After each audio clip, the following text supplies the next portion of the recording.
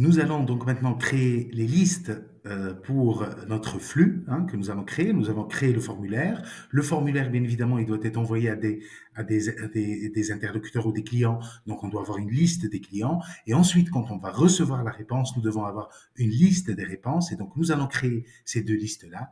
Donc, la première, on part sur SharePoint. Nous allons créer un site. Donc, je crée le site, c'est très simple, je clique sur le petit bouton création du site. Entre site d'équipe ou bien site de communication, je vais plutôt partir sur un site d'équipe pour que je puisse le rendre privé puisque nous allons manipuler de la data client. Donc, le site name, je vais l'appeler démo 1. Bien évidemment, chacun donnera le nom qu'il considérera nécessaire. Ici, donc, je vais choisir la langue en français. Et le site, il est privé, comme vous pouvez voir. Next. On va ajouter ici les membres du groupe du site. Donc, pour le moment, moi, je vais ajouter personne. Et je finis. Donc là, j'ai un site, il va me demander de le customiser. Donc, de le customiser. Donc, voilà, il me demande de créer votre site. Donc, je vais dire parcourir les modèles. Je vais juste vous montrer très rapidement. Donc, plusieurs modèles sont proposés pour justement avoir un design, un joli design du site. Par exemple, il y a le modèle équipe de communication de crise, planification des événements, formation de l'équipe de conception, gestion de projet, etc., etc. Pour le moment, je ne vais pas je ne vais pas choisir un modèle, donc je vais fermer et m'abstenir, rester au modèle initial, puisque je n'ai pas forcément le besoin. Donc, ici, je vais commencer à créer. Donc, je vais créer une liste. Et la première liste, qui est la liste vierge, va être liste des clients. Et je crée.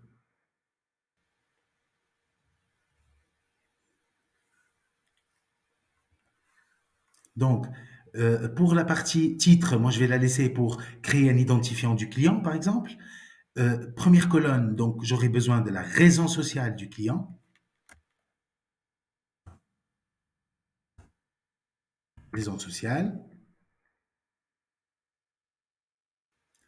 Ici, on va avoir une colonne texte qui va être nom et prénom de l'interlocuteur.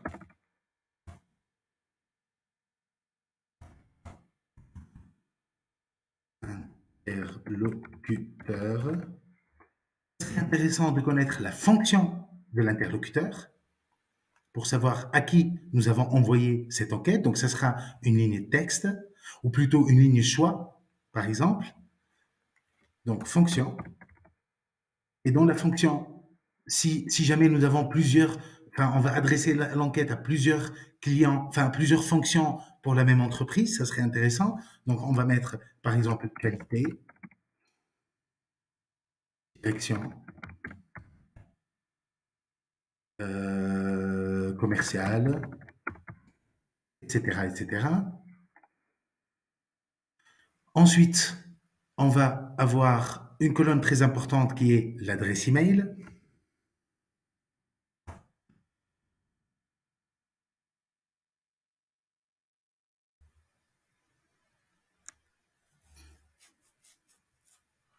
Et ensuite, donc, nous avons la fonction, l'adresse mail.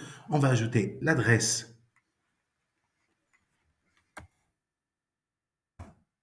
postale.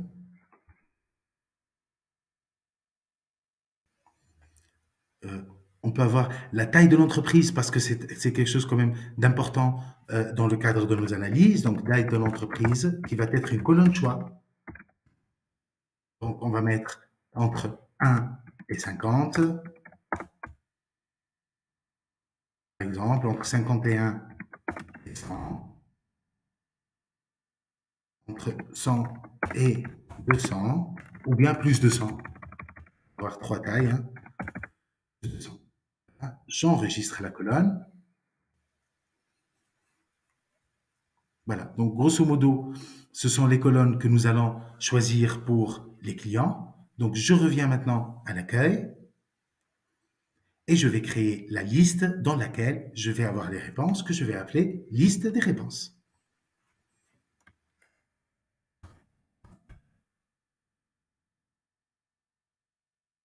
Je crée.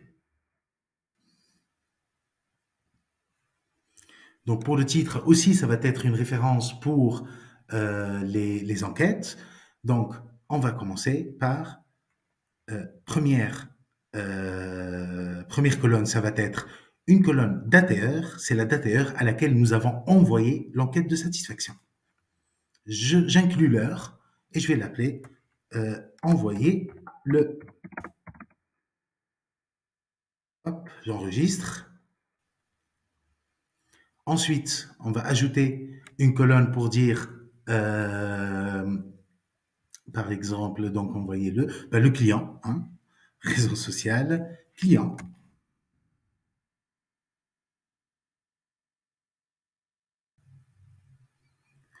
Comme on va envoyer plusieurs offres, par exemple, cette offre-là, elle est destinée, donc si ma mémoire est bonne, on a fait une offre destinée, excusez-moi, donc à la satisfaction par rapport à une offre bien déterminée. Donc, on peut dire type de l'offre.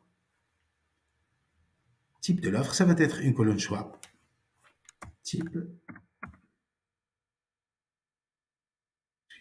de l'offre. Et dans les choix, nous allons avoir offre d'été, par exemple, hein, promo fin d'année,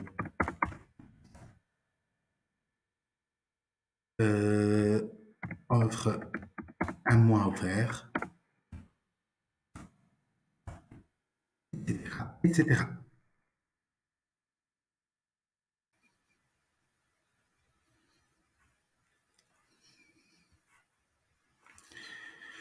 Donc, je vais ajouter une colonne, par exemple, commercial en charge du client. Donc, on va mettre commercial en charge. La date, on a mis le client, le type de l'offre, le commercial en charge. Et là, on va commencer par les éléments de réponse. Donc, comme on avait 5 questions, la première, c'est une colonne évaluation, et donc c'est une note de 1 à 4. Et du coup, la réponse va être un nombre. Je choisis la colonne nombre et je vais mettre niveau de satisfaction offre. Satisfaction offre. Donc, c'est un nombre. Je pars sur le nombre de décimales, je mets 0. J'enregistre. Donc ensuite, on a une colonne texte pour la première réponse, c'est les enchanteurs, si vous vous rappelez bien, c'est les enchanteurs que le client aurait détectés. Selon lui, ce sont des enchanteurs. Donc c'est une colonne texte à plusieurs lignes. Si vous vous rappelez, dans le questionnaire, nous avons fait plusieurs lignes, donc on enregistre. Ensuite, axe de progrès.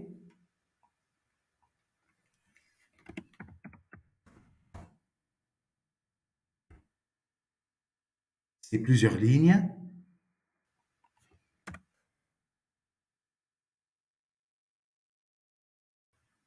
J'enregistre.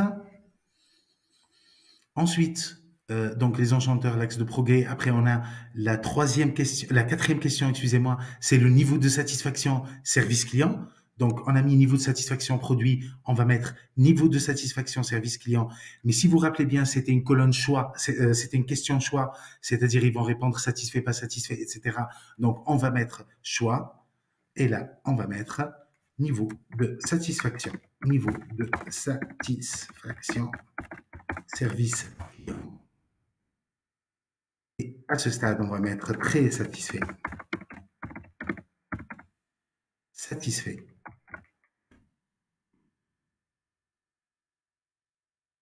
Insatisfait. On enregistre.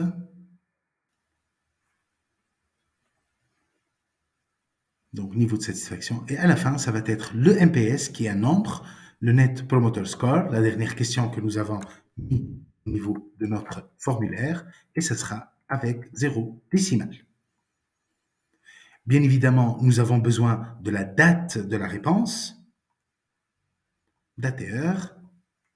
Donc, on va mettre date et heure de, excusez-moi, date et heure de la réponse. Ajouter l'heure.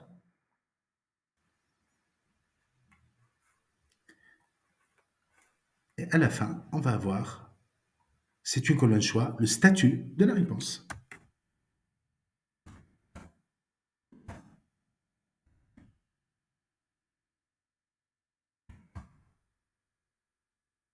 Statut de la réponse, on va avoir trois choix, soit nouvelle demande, on va voir clôturé, c'est-à-dire le client a répondu, et on va voir relancer en attente. Relancer en attente. Et encore une colonne non répondue.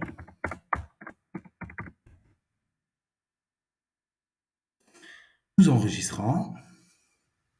Et donc, en moins de 5 minutes, nous avons pu avoir les deux listes, les deux bases de données que nous allons utiliser pour la conception de notre flux.